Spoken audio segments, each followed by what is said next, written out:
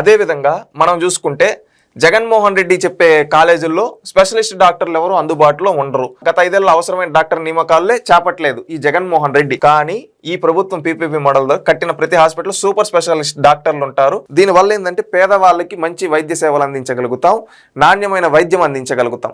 దీనివల్ల ఇప్పుడు మీరు చూసినట్లయితే ఈ పీపీపీ మోడల్ ద్వారా రాష్ట్ర ప్రజలకు ఎటు చూసినా మంచే జరుగుతూ ఉంది.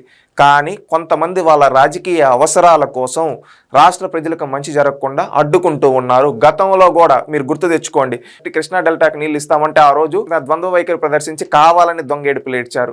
అదేవిధంగా ఏదైనా మంచి కార్యక్రమం మొదలుపెట్టి దొంగేడుపులు ఏడుస్తారు.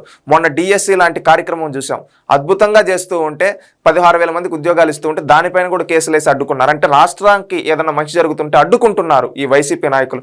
ఈ రోజు ఈ మెడికల్ కాలేజీల పైన కూడా సేమ్ అలాంటి విధానాన్ని వీళ్ళు ప్రదర్శిస్తున్నారు. ఇది ప్రతి ఒక్కరూ తెలుసుకొని 10 మందిని చైతన్యపరచాలి. ఈ విష ప్రచారం చేసే వైసీపీ నాయకులని రాష్ట్రం నుంచి తరిమికొడితేనే మన రాష్ట్రం బాగుపడుతుంది. ఎందుకంటే రాష్ట్రానికి మంచి జరుగుతుంటే ఇలాగ తప్పుడు ప్రచారాలు చేసి విష ప్రచారం చేసి అది ఖచ్చితంగా రాజద్రోహమే, రాష్ట్రానికి ద్రోహం చేసినట్టే. ఇది ప్రతి ఒక్కరు తెలుసుకోవాలని కోరుకుంటూ ఇది 10 మంది తెలియజెప్పి చైతన్యవంతం చేయాలి. పీపీ మోడల్ పైన అవగాహన కల్పించాలని మనస్ఫూర్తిగా కోరుకుంటున్నాను.